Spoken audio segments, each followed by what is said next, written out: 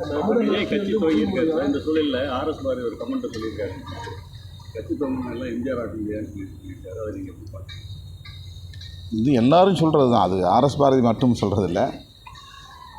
சினிமாவிலே இருந்து அரசியலுக்கு வந்து ஆட்சியை கைப்பற்றிவிட முடியும் என்கிற ஒரு எண்ணம் நீண்ட காலமாக தமிழக அரசியலில் இருந்து வருகிற ஒன்று தான்.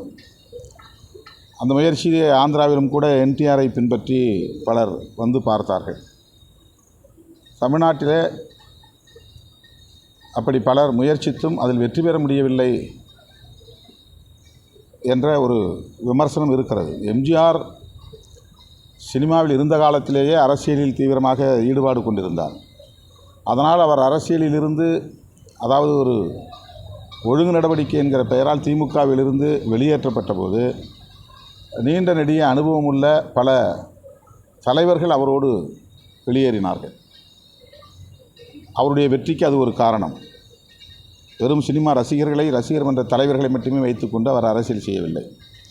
அவர் கட்சியை தொடங்குகிற போது திமுகவிலிருந்து அவரோடு சேர்ந்து விலகிய பல அரசியல் தலைவர்கள், கட்சி நிர்வாகத்தில் அனுபவம் உள்ளவர்கள் அவரோடு இருந்தார்கள். அதனால் வெற்றி பெற முடிந்தது. அதன் பிறகு வந்த தலைவர்கள், அதாவது சினிமா மூலம் வந்த தலைவர்கள், அதில் பிரகாசிக்க முடியாமல் போனதற்கு அது ஒரு காரணம். தற்போது மக்களிடையே எழுந்துள்ள, சமூக ஊடகங்களின் வாயிலாக வளர்ந்துள்ள அரசியல் விழிப்புணர்வும் இன்னொரு காரணம். ஆகவே அந்த விமர்சனம் ஒரு பொதுவாக வைக்கப்படுகிற ஒன்று, அவ்வளவுதான். அதில் எதுவும் நாம் உள்நோக்கம் இருப்பதாக பார்க்க வேண்டியதில்லை.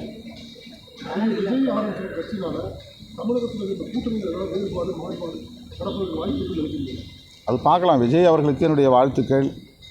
அவர் அரசியல் எவ்வளவு கடினமானது, போராட்டங்கள் நிறைந்த ஒரு களம் என்பதை இனி நடைமுறையில் அவர் சந்திக்க நிறைய வாய்ப்புகள் உருவாகும். அதில் தாக்கு பிடித்து அவர் நிற்க வேண்டும், மக்களுடைய நன்மதிப்பை பெற வேண்டும். இதுவெல்லாம் நிகழ்ந்த பிறகுதான் இது குறித்து நாம் ஒரு கருத்தை சொல்ல முடியும். முன்கூட்டியே நாம் ஒரு யூகத்தில் கணக்கு போட்டு சொல்ல முடியாது. அரசியலில் விஜய் அவர்கள் வெற்றி பெறுவதற்கு என்னுடைய வாழ்த்துக்கள்.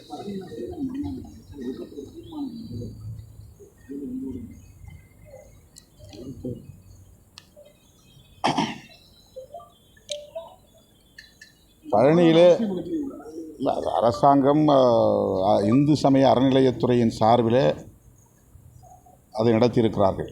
இந்து சமய அறநிலையத்துறை பல வேளைகளை மதம் சார்ந்த பணிகளை செய்து கொண்டிருக்கிறது. ஒட்டுமொத்தமாக அப்படி பார்த்தால் இந்து சமய அறநிலையத்துறையே வேண்டாம் என்று நாம் சொல்ல நேரிடும். இந்து சமய அறநிலையத்துறை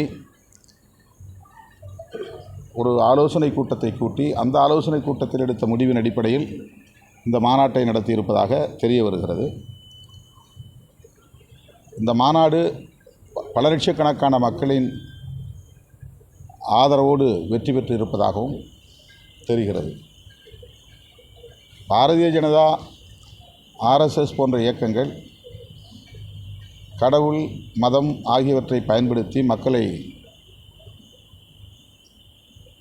அரசியல் அடிப்படையில் வாக்கு வங்கியாக மாற்றுவதற்கு வட இந்திய மாநிலங்களில் எவ்வாறு முயற்சித்தார்களோ அதுபோல் தமிழ்நாட்டிலும் பல்வேறு முயற்சிகளை மேற்கொண்டு வருகிறார்கள். அப்படிப்பட்ட அந்த முயற்சிகளுக்கு இடமளிக்காமல் அவர்களின் அரசியல் சதியை அம்பலப்படுத்தக்கூடிய வகையில் இந்து சமய அறநிலையத்துறை செயல்படுகிறது என்றால் அதை நாங்கள் வரவேற்க கடமைப்பட்டிருக்கிறோம். மற்றபடி அந்த மாநாடு சிறப்பாகவே நடந்தேறி இருக்கிறது. அதில் விமர்சிப்பதற்கு வேறொன்றுமில்லை. ஆனால் அறநிலையத்துறையின் கட்டுப்பாட்டில் இயங்கக்கூடிய கல்லூரிகளில் பக்தி இலக்கியங்கள் தொடர்பான போட்டிகள் நடத்தப்படும் என்று சொல்லியிருப்பது பரவலாக ஒரு விவாதத்தை எழுப்பியிருக்கிறது. அது மதம் சார்ந்த நடவடிக்கையாக அமைந்து விடாமல் அரசு கவனித்துக் கொள்ளும் என்று நான் நம்புகிறேன்.